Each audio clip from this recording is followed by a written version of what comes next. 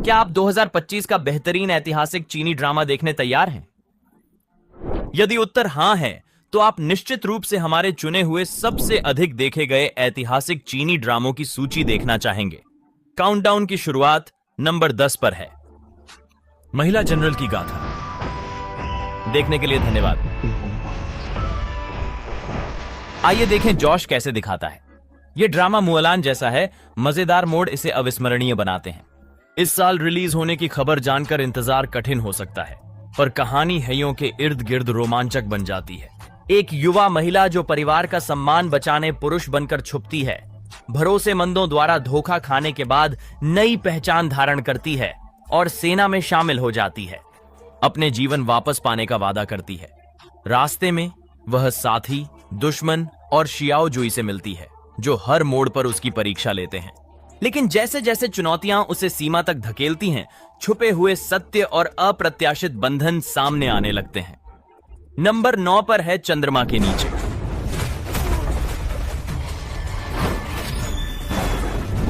यह ड्रामा हर तरह से मेरी उम्मीदों से अधिक है।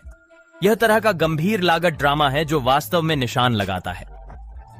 स्पष्ट दृश्य, विचलित ना करने वाले फिल्टर और उच्च स्तरीय उत्पादन के साथ कहानी लुओ शू नामक युवा महिला के परिवार के इर्द गिर्द है। पतन के बाद भाग्य बदलने के लिए दृढ़ संकल्पित, वह अपनी बुद्धि से स्थानीय अधिकारी की मदद कर बड़े मामले सुलझाते हुए जूनियर अधिकारी बनी। ची मेंगलिन नामक कुलीन व्यक्ति के साथ मिलकर वह भयानक हत्याओं की श्रृंखला उजागर करती है, हर एक पिछले से अधिक भयावह। लेकिन जैसे जैसे वे न्याय के लिए लड़ते हैं और करीब आते हैं, एक छिपा षड्यंत्र सामने आना शुरू होता है। जो कुछ उन्होंने इसके लिए काम किया है उसे खतरा पैदा करता है। नंबर 8 पर है परफेक्ट मैच। अब से आपका यांग काउंटी मेरा होगा, मैं गंभीर हूं। परफेक्ट मैच के लिए उत्साहित हूं। रोमांच बढ़ता जा रहा है। रिलीज 25 तारीख की गिनती। नेटफ्लिक्स पर आने से यह बेहतर बन जाता है। कहानी मैडम ली और उनकी 5 खूबसूरत बेटियों के इर्द गिर्द केंद्रित है, जो ली परिवार के 6 बाघों के रूप में जानी जाती थी। लुओयांग में अपनी बेटी को उपयुक्त पतियों की खोज में संघर्ष करते देखने के बाद मैडम ली उन्हें बेहतर मैच हेतु बियांजिंग भेजती हैं। वहां परिवार चाय घर खोलते हुए प्यार तलाशने की कठिनाइयों का सामना करता है। कई मोड़ों और हास्यपूर्ण, दिल छूने वाले पलों का सामना करते दिव्य पेड़ का प्रेम नंबर 7 पर है। यह अंत है, मैं पूरी ताकत से बदला लूंगा। वहां हाल ही में दिव्य पेड़ के प्रेम के बारे में बहुत चर्चा हुई है।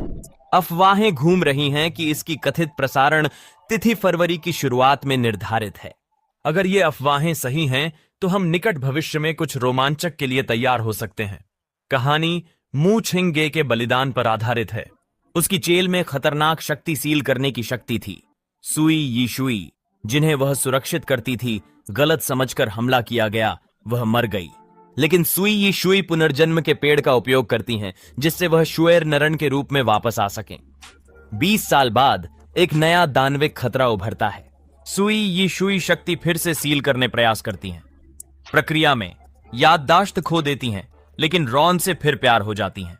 वे कई चुनौतियों का सामना, खलनायक रोकते और लोगों की रक्षा करते हैं, साथ ही अतीत की सच्चाई उजागर करते हैं। अमर आरोहण नंबर 6 पर है। ली फेई जेन। यह मेरे लिए 2025 के सबसे प्रत्याशित चीनी ड्रामा है।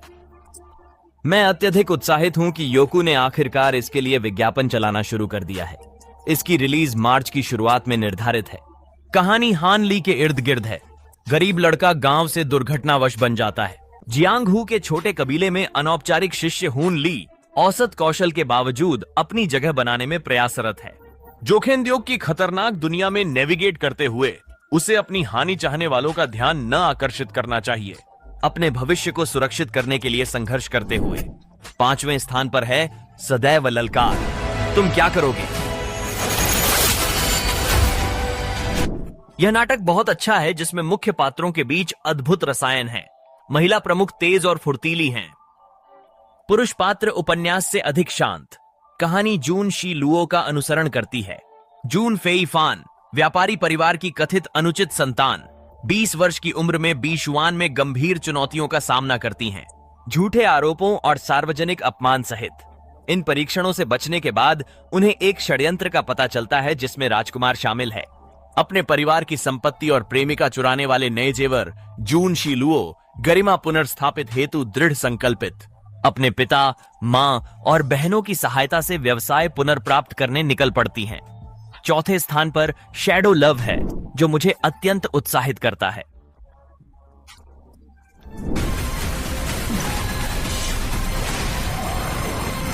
इसके शानदार छायांकन, उत्तम परिधान और वास्तविक महसूस होने वाले पात्रों के साथ ये सभी मुझे उत्साहित करते हैं कि यह सब पर्दे पर कैसे एक साथ आता है।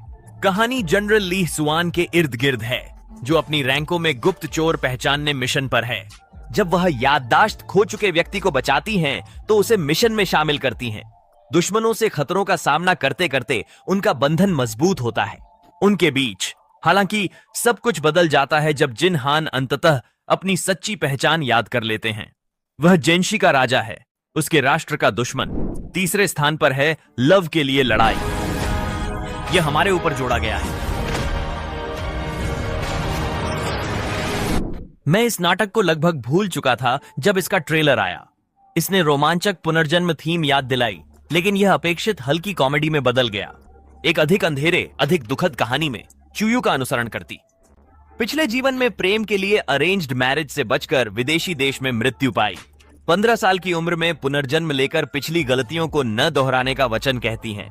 वे परिवार में विवाह करती हैं, अपने दुखद भविष्य को पूरी तरह जानते हुए। परिवार विनाश के कगार पर। जानती हैं कि उनका बेटा वे युन शक्तिशाली जीवित यम और जैनबे का राजकुमार बनने के लिए उभरता है।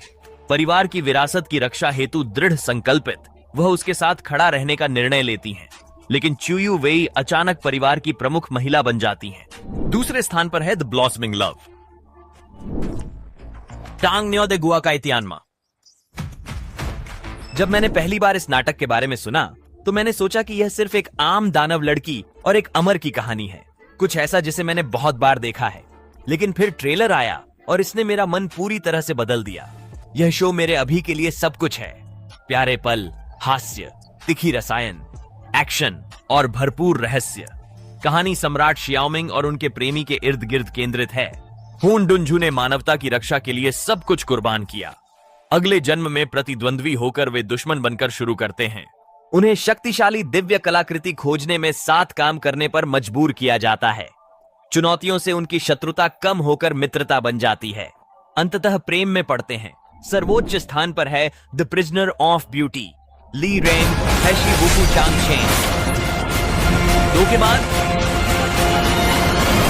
लंबे इंतजार के बाद द प्रिजनर ऑफ ब्यूटी की रिलीज की अफवाहें टेंसेंट द्वारा साल के पहले छमाही में हैं, और जबकि प्रतीक्षा दर्दनाक रही है, जल्द ही मैं अंततः दिन गिनना बंद कर सकूंगा। कहानी शियाओ चियाओ, कियो परिवार की चालाक लड़की, जो वेई परिवार के बहादुर मालिक वेई शियाओ के साथ शादी करती है। शुरू में पारिवारिक दुश्मनी के कारण वे एक दूसरे पर भरोसा नहीं करते, लेकिन विभिन्न चुनौतियों का सामना में साथ काम करते हैं। संघर्षों को नेविगेट करते ही उनके बीच सम्मान बढ़ता है, जिससे वे लोगों की शांति के लिए एकजुट हो जाते हैं।